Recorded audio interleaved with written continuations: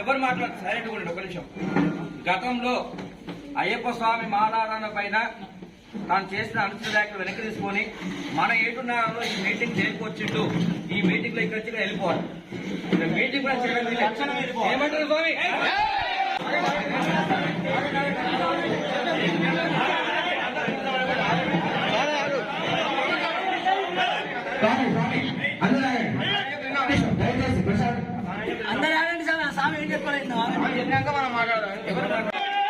దయచేసి ఈ వంతుతో మాట్లాడడానికి తప్పుగా అర్థం చేసుకోకండి.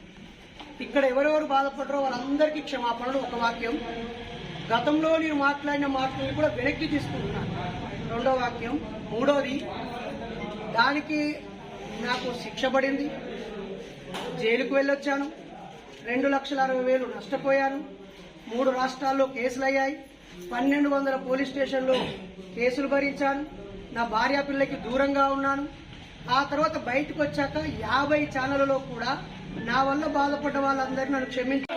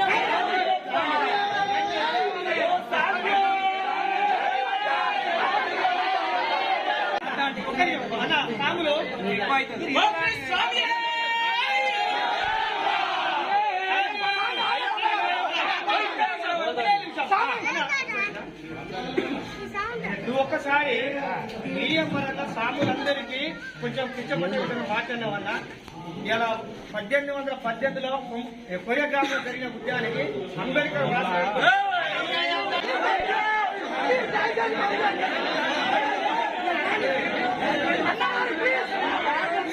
వెళ్ళిపోకుండా చేంజ్ చేసుకోవాల్సి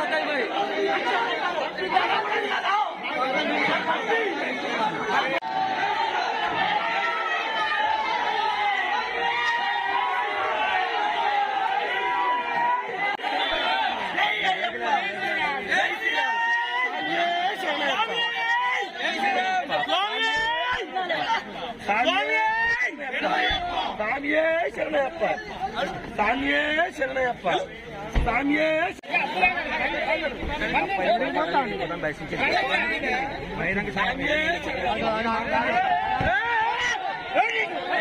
Please subscribe Dot News.